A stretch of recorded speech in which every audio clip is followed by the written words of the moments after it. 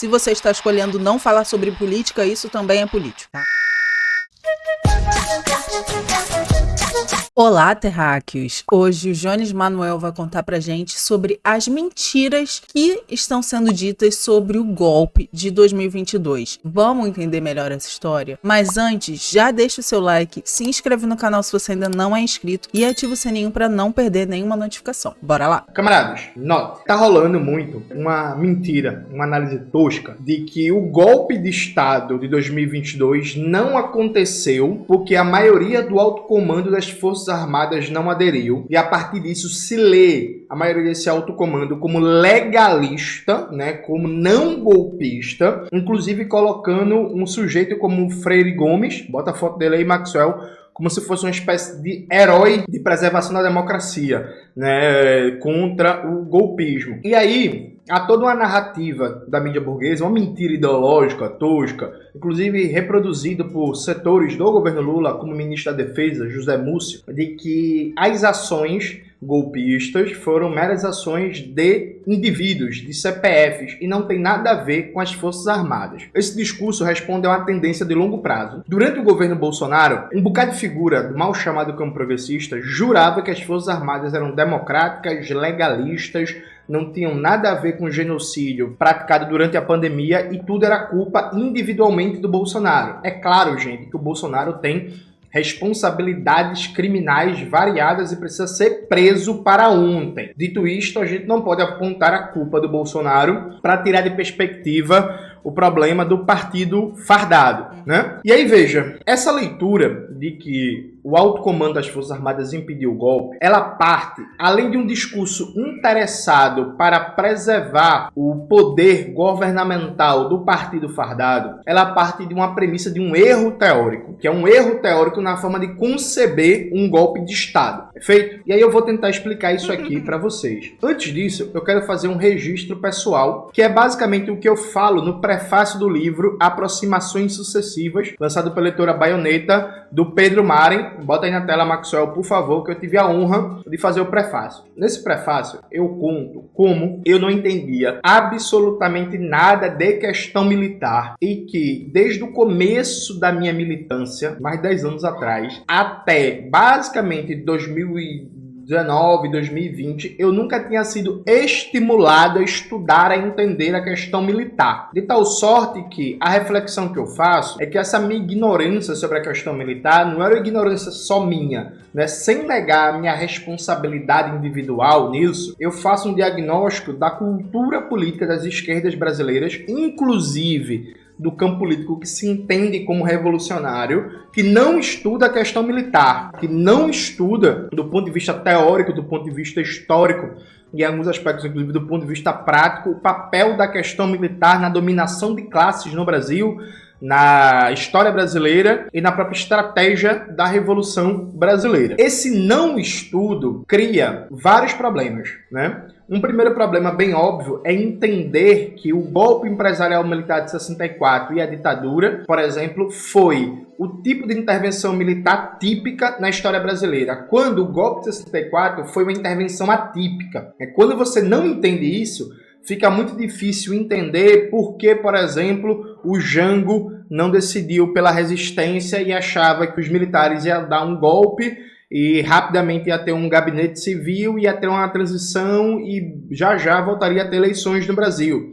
A ditadura passou 21 anos, né? Então, assim, esse é um primeiro problema. Tem até um filme, né, que se chama O Dia que Durou 21 Anos, porque exatamente os militares tomaram o poder com a desculpa de que isso ia ser temporário, de que eles iam fazer isso só para redemocratizar e blá blá blá. E aí eles ficaram apenas 21 anos no poder. 21 anos, gente. Eu aposto que tem gente aqui no canal que não tem essa idade. Entende? Só que esse problema é mais historiográfico, por assim dizer. Ou então, né, pensar o golpe empresarial militar como ação típica na história política das Forças Armadas brasileiras e, a partir disso, você fica pensando na atuação dos militares hoje a partir do paradigma de 1964. Então, se as coisas não estão iguais ou parecidas com 1964, você diz que não tem perigo nenhum. E aí, que foi o que fizeram durante todo o governo Bolsonaro, diga-se de passagem, né? E esse problema é um problema de implicações políticas mais imediatas. Então, veja, essa é a primeira coisa. E aí, reforço, leia um livro do Pedro Maren, Aproximações Sucessivas, coloca na tela mais uma vez, Maxwell, que o Pedro Maren ali explica de maneira qualificada e substantiva que o golpe de 64, do ponto de vista do histórico de ação política do Partido Fardado na história brasileira, foi uma ação atípica e não uma ação típica. Aliado a isso, o golpe empresarial militar de 64 e a ditadura de 21 anos, ele é uma das modalidades possíveis de intervenção militar na cena política, não a única. Aprender isso é fundamental para não errar na análise política sobre a questão militar. Isso por um lado. Por outro lado, tem um problema aqui teórico gravíssimo, que é um problema teórico de imaginar que um golpe de Estado ele só é armado quando se monta uma espécie de assembleia da burguesia e todos os setores da burguesia votam a favor do golpe. No meu antigo partido, nas reuniões da direção nacional, e eu fiz o debate muito internamente lá, eu fazia várias críticas a essa visão que sustentava que não vai ter golpe no Brasil porque a burguesia não apoia o golpe. Não vai ter golpe no Brasil porque dos Estados Unidos não estão defendendo um golpe. Veja, gente, isso parte do pressuposto que as expressões políticas da burguesia têm uma espécie de coleira da burguesia, né? Então, a ideia parece que é que movimentos, partidos políticos, aparelhos ideológicos, setores da burocracia estatal, antes de cada ação, ligam para a Fiesp, para a Fijan, para a CNI, para a BIMAC, para a Embaixada dos Estados Unidos e dizem assim, tô pensando em fazer isso. Posso fazer? Aí a burguesia vai e faz. Dá-lhe meu pirraia! Aí eles vão lá e faz. Desconsiderando a autonomia relativa que cada movimento, partido político, aparelho ideológico, liderança, setor da burocracia estatal e da burocracia privada tem na cena política e como a partir do movimento político e da própria iniciativa você constrói apoios e consensos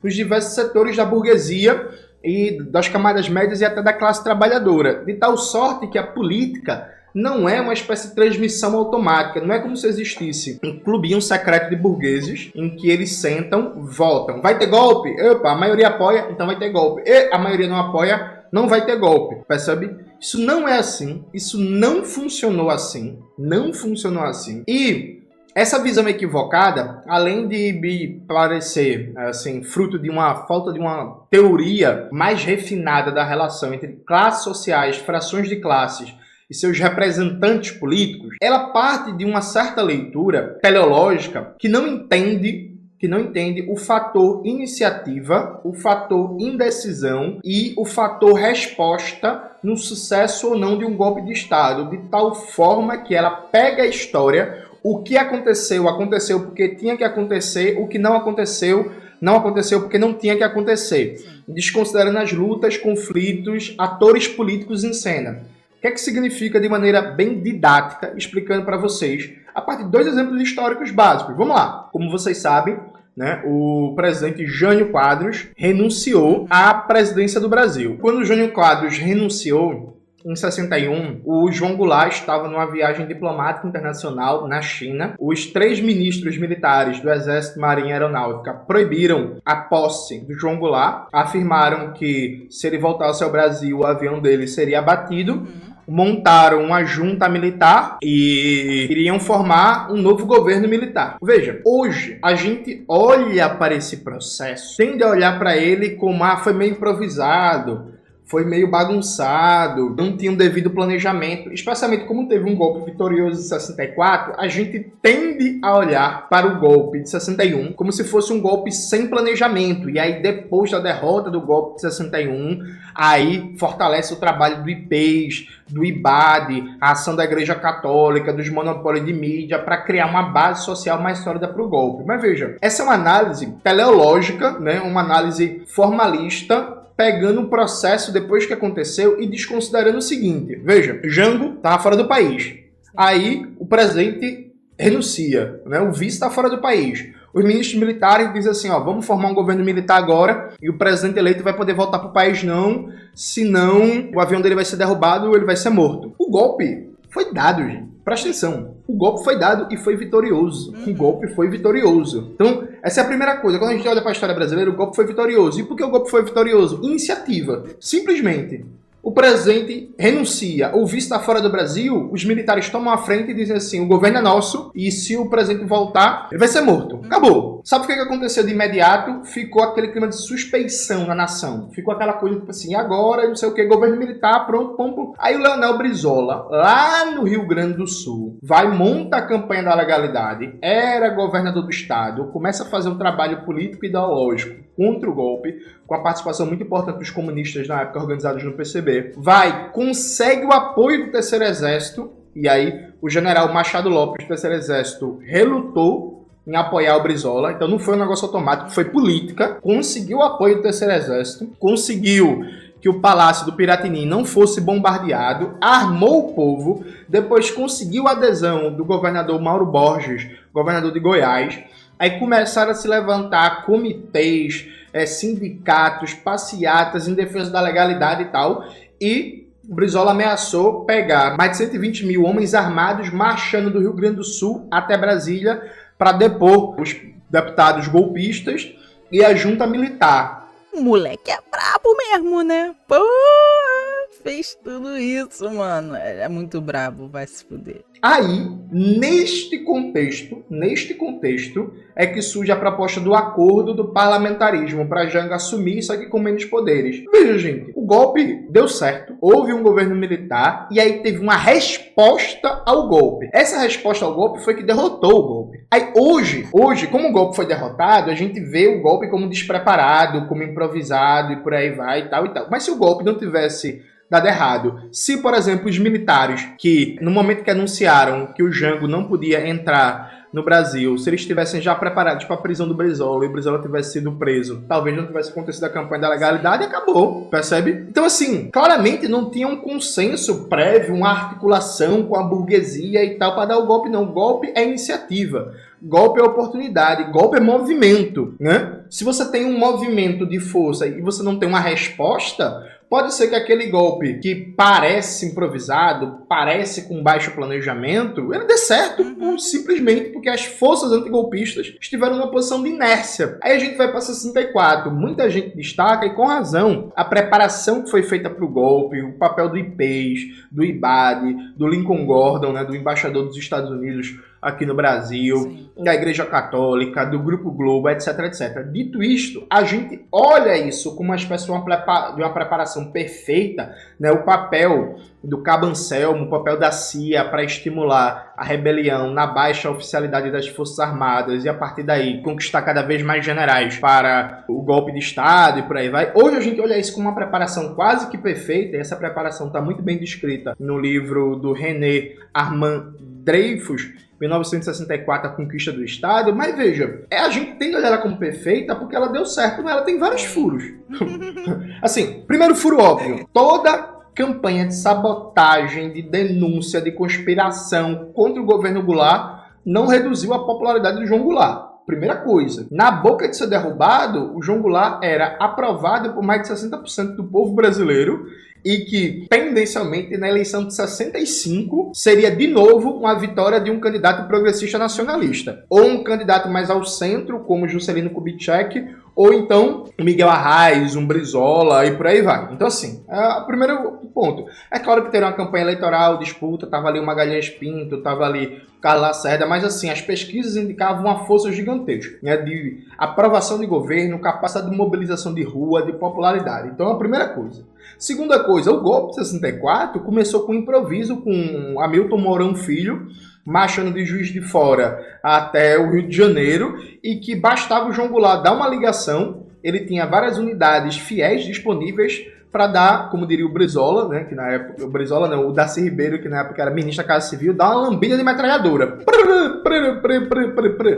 Da lambida de metralhadora, acabou, sabe? Aí, hoje em dia, se faz um debate que é assim, mas Jones, se o Jango tivesse resistido, os Estados Unidos invadiriam o Brasil. Não necessariamente. Não necessariamente. Inclusive, o contexto do que seria isso, porque veja, a gente não vai ter como saber nunca o fato de que, se as tropas do Mourão Filho, quando começam a marchar, se o Jango dá uma ordem para bombardear aquilo ali, as outras guarnições iam se levantar, as outras tropas iam se levantar imediatamente em solidariedade aos golpistas? Sabe? Não dá para saber disso. Aí os Estados Unidos iam invadir o Brasil sem um levante militar significativo da maioria das bases, eles iam criar a imagem, porque seria isso que ficaria, de uma invasão dos Estados Unidos contra o Brasil. Percebe? É isso. Então veja, a gente tende a olhar como perfeito uma preparação que é cheia de falha, é cheia de furo. O primeiro, inclusive, vamos dizer entre nós aqui, um dos maiores furos fundamentais foi que não prenderam o João Goulart, né? Veja, deram um golpe no presidente, o presidente que tinha toda a legitimidade política, popularidade institucional para puxar a resistência, e o presidente golpeado não foi nem preso nem morto. É porque o João Goulart decidiu não pautar uma resistência ao golpe. Mas veja, é um furo gigantesco. Manual básico do golpe de Estado 0.0. Você quer dar um golpe de Estado, você não deixa o golpeado, se ele ainda é muito popular, livre, né? Assim. Então assim, vocês entendem que quando a gente vai fazer análise histórica, a gente tira, em vários momentos, a dimensão de iniciativa, gente. A dimensão de iniciativa, a dimensão de resposta, a dimensão do imprevisto, sabe? Do mesmo jeito que Castelo Branco, líder do golpe, não contava que o Hamilton Mourão Filho ia sair na frente lá de Juiz de Fora para dar um golpe, não tinha como saber se o governo Goulart daria a resposta, qual nível de resposta daria, o efeito dessa resposta. Então, política tem o imprevisível, tem o imponderável, tem o jogo dos acontecimentos, e a partir daí tem relações de força, percebe? Tem relações de força que vão se modificando e que são dinâmicas. A correlação de forças é dinâmica. Uma das maiores desgraças que a cultura política petista produziu no Brasil é pensar a correlação de forças como estática, como paralisada. Então, veja, um golpe de Estado não é um cálculo matemático exato. Eita, a maioria da burguesia apoia, tem golpe. A maioria da burguesia não apoia, não tem golpe. Não é isso. E aí, gente, é só imaginar o que foi que aconteceu em 2022, que os caras tinham um plano para matar Lula, Alckmin e Alexandre de Moraes, e os caras abortaram o plano, não tiveram papel de iniciativa. Se eles tivessem matado Lula e o Alckmin, aconteceria o quê? Sabe, tipo, é um golpe de Estado. Iniciativa simples. Vocês entendem como se trata de uma perspectiva quase que negacionista o quão próximo esteve de um golpe de Estado. O golpe de Estado não aconteceu porque os golpistas, em última instância, não tiveram a iniciativa. Aí a pergunta que fica é, se os golpistas tivessem atuado, quem que ia parar eles? Quem que ia parar eles? Percebe?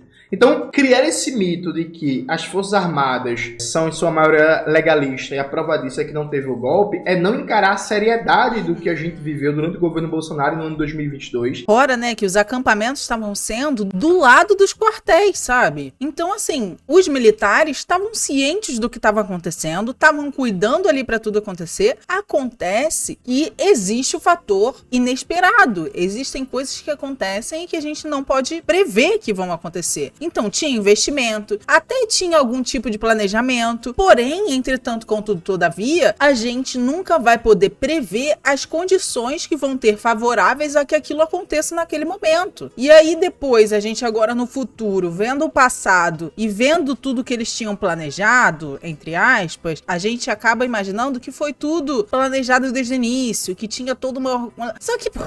Quantas vezes a gente já falou aqui que os planos deles pareciam do Dedé e o Comando Maluco? Então, assim, apesar de agora a gente no futuro achar que isso foi orquestrado muito bem, na prática a gente vê que tinha um monte de falha no plano. E que pra dar certo, bastava um estalo de dedo e que não deu certo. Por que não deu certo? Mas, né, a gente também não viu ninguém do governo fazendo muito por onde pra segurar esse golpe de Estado, né? Então, assim, é preciso que tenham inúmeras condições favoráveis para que um golpe aconteça. Não basta simplesmente todo mundo orquestrar que aconteça do jeito X, porque pode ser que do jeito X não aconteça. O negócio do cara lá que foi pego tentando botar uma bomba no aeroporto de Congonhas, a bomba não explodiu. Se tivesse explodido. Então são essas coisinhas que somam para um golpe ter sucesso ou não. E não aproveitar essa oportunidade para colocar em debate o papel das Forças Armadas na política brasileira, né, e da tutela militar, percebe? Inclusive pautando uma mudança radical nas Forças Armadas brasileiras, na nossa política de defesa.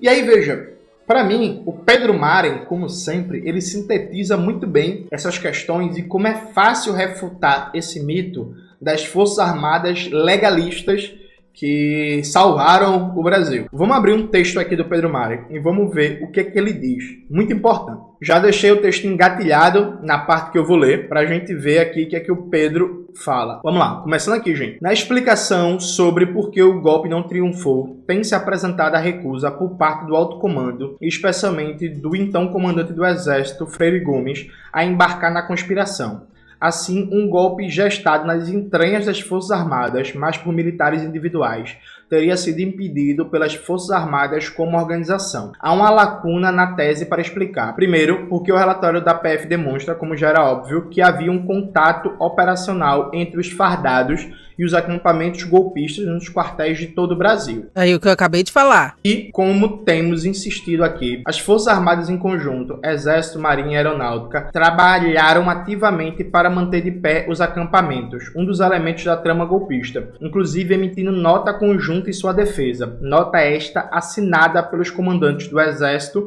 Freire Gomes, e da Aeronáutica, Batista Júnior, ambos apontados como fator de dissuasão da trama golpista. Quanto a estas figuras, cabe perguntar ainda por que mantiveram-se em silêncio não só durante os planejamentos golpistas, mas também após eles, quando o novo governo já havia sido empossado. Não consta até o momento que tenha sido dos comandantes legalistas que nasceu a investigação da PF. Afinal, mas sim de um tenente-coronel golpista, Mauro Cid, filho, por sua vez, do general Mauro Lorena, que também auxiliou os acampamentos golpistas, embora não conste na lista de indiciados da PF. Ora, é óbvio que os comandantes do Exército e da Aeronáutica tivessem dado seu apoio decidido ao golpe, como fez o da Marinha, ele teria triunfado. Atribuir a derrota do golpe a tal recusa é equivalente a dizer que um apostador não venceu na roleta porque os números certos não vieram, ou que um determinado time venceu a partida porque fez mais gol. No golpe, o silêncio é a mais conveniente das posições, porque admite aquele que guarda beneficiar-se de qualquer resultado. É aquele antigo ditado, né? Quem cala, consente. E é exatamente isso que aconteceu. Se você tá deixando movimentos golpistas do lado do seu quartel, e você tá prestando segurança, você tá prestando apoio, né? No mínimo tem alguma coisa que você vai ganhar em troca daquilo ali. E quando houve a invasão do Palácio do Planalto, também tinha exército tudo ali em volta e ninguém fez porra nenhuma, né? Então quer falar que eles só não houve golpe porque os militares não quiseram. Se os golpistas avançam, já é valoroso ao golpismo sua inércia. Se são derrotados, tal inércia pode ser justificada como uma postura democrática. Uma coisa é não se comprometer com o golpe, outra coisa é comprometer-se em combatê-lo. Veja, gente, isso é o básico, viu? Se você é um general e você descobre uma trama golpista e você não faz nada, você já é cúmplice do golpe. Porque a sua inércia contribui no cálculo de forças para o desenrolar da iniciativa golpista. Não fazer nada em situações de opressão também é político, tá? Então, para essa galera que fala que é neutra, isentão, eu não escolho lado nenhum, você tá escolhendo lado e isso também é político. Eu não falo sobre política. Se você está escolhendo não falar sobre política, isso também é político. Então, assim, não vou aderir ao golpe, mas também não vou fazer nada, viu, meu parceiro? Não vou fazer nada, percebe? E eu acho, inclusive, é até engraçado, né? Vamos trazer para um exemplo banal. É claro que a lógica não é exatamente a mesma, porque são eventos diferentes. Mas imagine, sei lá, você tá na sala, né? Tô na sala jogando videogame, jogando PlayStationzinho. Aí tá eu e mais duas pessoas. Aí, uma pessoa começa a esfaquear a outra. Aí eu olho, faço nada e continuo jogando meu PlayStation. Veja, eu sou um assassino? Não, eu não matei, mas assim, eu contribuí, eu poderia ter gritado, eu poderia ter ido pra cima, eu poderia ter ligado pra polícia, eu poderia jogado uma cadeira, eu poderia ter chamado os vizinhos, eu poderia ter feito um monte de coisa. Veja, numa situação como essa, você visse a notícia depois na televisão, você ia pensar assim, esse Jones é safado, né? Fez nada, bicho. Ei, porra, fez nada. Inclusive, você provavelmente ia especular se eu não queria aquela morte, se eu não sou cúmplice, se eu não estava acertado com a pessoa que matou, não é? Seria isso que você faria. Mas no caso de um debate sobre um golpe de Estado, estão dizendo que generais que não fizeram nada para desarticular a trama golpista só porque não tiveram participação ativa viram democratas. Pelo amor de Deus, gente. O que é isso? Sabe? O que é isso? Meu Deus, é inacreditável. Mas continuando aqui com Pedro Mari. Fica cada vez mais evidente que a questão-chave, também já levantada por este articulista, o articulista Pedro Mari, há muito tempo, é que estes setores, estes comandantes ditos legalistas, que guardaram silêncio contra a conspiração e que se pronunciaram oficialmente pela manutenção dos acampamentos golpistas, ordenariam ações efetivas de fogo contra o eventual golpe movido por outros setores das Forças Armadas. Não levanto a questão por princípio, nem por necessariamente desejar ver Freire Gomes ou Batista Júnior atrás das grades. Minha preocupação é futura. Se os eventos que a PF revela voltassem a se repetir, mas com algum militar isoladamente tendo a audácia de tomar a iniciativa, como fez Mourão Filho em 1964, os únicos instrumentos capazes de impedir o golpismo seriam hoje as Forças Armadas. Toma-se isso ao fato de que o presidente derrotado nas eleições à época, Bolsonaro, estava nas redes sociais, em todos os lugares, gritando aos céus e a todo mundo que houve fraude nas eleições, que precisava da porra do código-fonte para ver as urnas, porque as urnas foram fraudadas. Então, com esse discurso, ele acaba naturalizando o golpe, naturalizando que as pessoas possam acreditar naquilo e ir lá pro Palácio do Planalto a fim de destruir tudo num golpe de Estado. Criminosos. Quem foi que tornou essas pessoas criminosas? Quem foi? Foi justamente a pessoa que estava gritando a Deus e o mundo que estava havendo fraude nas eleições. E aí, por conta disso, houve essa mobilização popular que acreditou nas palavras do Bolsonaro e foi atrás para fazer um golpe de Estado, achando que estava arrasando, achando que estava lacrando. Estou aqui lutando pelo meu direito, oh meu Deus. Caso falam sério os que garantem que a maioria dos militares são perfeitamente legalistas e democratas, os mesmos que se calam quanto a alguns crimes, como o planejamento dos golpes, mas se pronunciam favoravelmente a outros, correlatos àqueles com a manutenção dos acampamentos golpistas, né? Vejam, aí que o Pedro faz um arremate que é sensacional. Evidentemente, o golpista trabalha em alguma medida com a racionalidade. O golpe não é só um movimento de força. Buscará, tanto quanto possível, os apoios que garantem sua vitória. Mas é esdrúxulo supor que um golpe só é movido com a concordância absoluta da hierarquia militar, que o golpe é sempre um ato com vitória previamente garantida.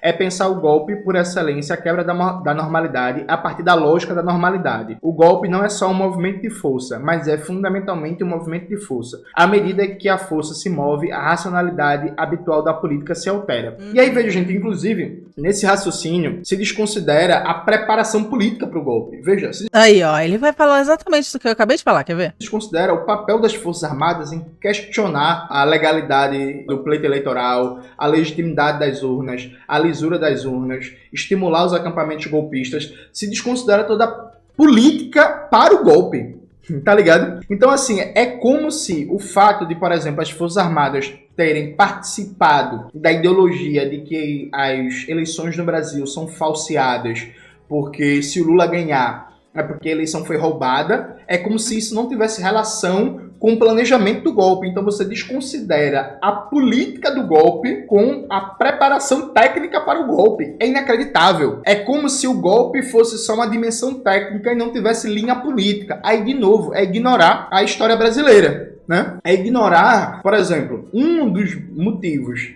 que fizeram os militares acharem que teria força política para impedir a posse do Jango quando o Jânio Quadros renunciou, é que desde que o Jango era ministro do Getúlio e deu aquele aumento de 100% para o salário mínimo, né, os militares, a ala conservadora reacionária dos militares, faziam uma campanha permanente contra o João Goulart em conexão com os monopólios de mídia, com vários setores do empresariado da burguesia brasileira, né? Então, assim, o Jango era vice. Nessa época, gente, se elegia em chapas diferentes, o presidente e o vice. Você votava para vice e votava para presidente, percebe? Então, assim, os caras fizeram política previamente, na ideia de que se o Jango assumisse o governo em algum momento, ia se criar uma república sindicalista no Brasil. Se o Jango fosse eleito, ia se instaurar o comunismo no Brasil. Lembrando que em 1964 a gente tá num contexto ali de Guerra Fria, em que a contradição entre o capitalismo e o comunismo estava ali batendo o tempo inteiro, no mundo inteiro, na mídia mundial, tudo mundialmente. Essa era uma discussão que estava estava aflorada e que as camadas conservadoras do Brasil estavam com esse pânico moral de que o comunismo ia ser instaurado no Brasil, e esse discurso foi sim um chamariz, ou seja, uma chama para o golpe militar de 64. Tanto que a gente chama o golpe de 64 de golpe cívico-militar empresarial, porque ele teve apoio das partes da população conservadoras, cívico, então vem da sociedade civil, e eram essas camadas conservadoras. Tinha movimentos de igrejas, empresarial,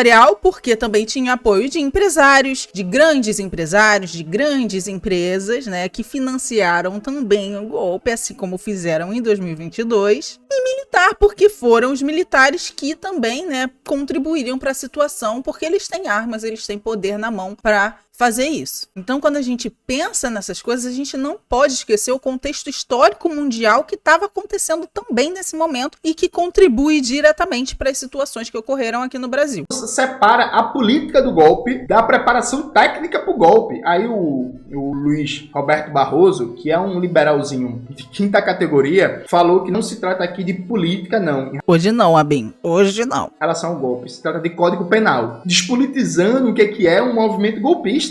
Percebe? E aí o Pedro, para concluir, fala algo que é fundamental. Por fim, mesmo com a PF revelando como elemento militar era fundamental para qualquer iniciativa golpista, ainda há um apego desproporcional à figura de Bolsonaro. Insistimos muito na ideia de que Bolsonaro era somente um totem, que o elemento central de seu governo eram os militares. E isto, de novo, demonstra a investigação da PF. Em um dos planos, os generais Augusto Heleno e Braga Neto comandariam um gabinete de crise pós-golpe. Gente, vocês acham que o Braga Neto e o Augusto Heleno iam formar um gabinete de crise pós-golpe, iam controlar o governo, aí eles iam chegar e dizer assim: não, Bolsonaro, vem agora, a gente tem um golpe de Estado, toma aqui o governo pra tu? Eles acham isso mesmo? Vocês acham isso mesmo? Que seria Bolsonaro que ia ficar com o governo? Não, gente. Seria não, viu? Seria não. De jeito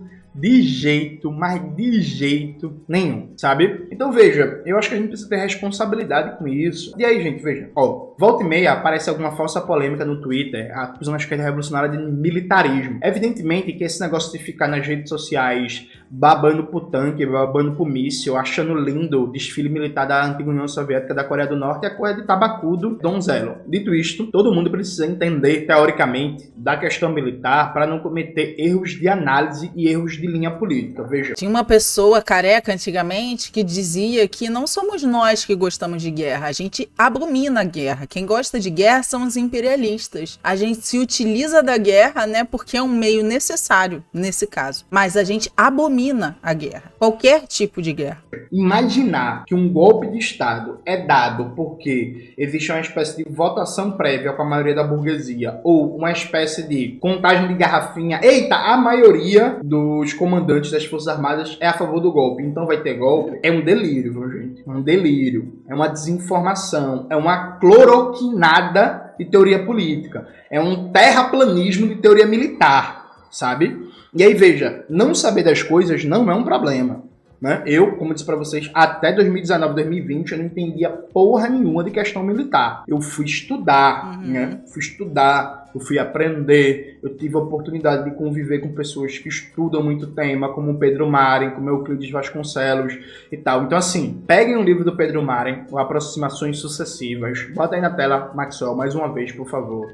Leiam o livro, acompanhem a revista Ópera, bota aí na tela, Maxwell, o site da revista Ópera, acompanhem uma reflexão séria sobre a questão militar e não deixem, gente, de verdade, assim, que se reproduza esse mito que o golpismo militar não deu certo graças aos militares, né? Então os militares, eles fomentam o golpe e eles são os heróis contra o golpe, eles são os heróis e os vilões ao mesmo tempo. De verdade, gente, assim, não acreditem nisso, de verdade, velho. Inclusive, só antes de terminar o vídeo, eu não mostrei o título do texto do Pedro Maren, né? Citei só os trechos. É esse texto aqui, gente. O golpe não passou, mas o golpismo não é passado, aqui do Pedro Maren, publicado dia 27. Leiam, por favor, ficou muito bom. Texto sensacional. Outra coisa que eu acho importante a gente deixar aqui frisado é que o governo Bolsonaro foi um dos governos com maior presença militar dentro do governo. Então, a maior parte das pessoas que faziam parte do governo Bolsonaro eram militares. E como é que eles não sabiam de tudo isso? É óbvio que eles sabiam. Inclusive, agora, né, com essa investigação da PF que tá revelando essas coisas sobre a tentativa de golpe de 2022, tá lá muito claro de que eles sabiam, de que eles fizeram parte, de que eles estimularam. E, né, não tem como falar que eles não eram cúmplices dessa trama golpista que quase foi bem sucedida em 2022. Então, não tem como a gente falar que as pessoas que estavam tramando o golpe foram as pessoas responsáveis por não ter golpe. Entende a contradição? E é isso que eu quero que vocês saiam desse vídeo aqui compreendidos, tudo bem? Bom, espero que vocês tenham gostado. Assistir Jones é sempre assim, ó,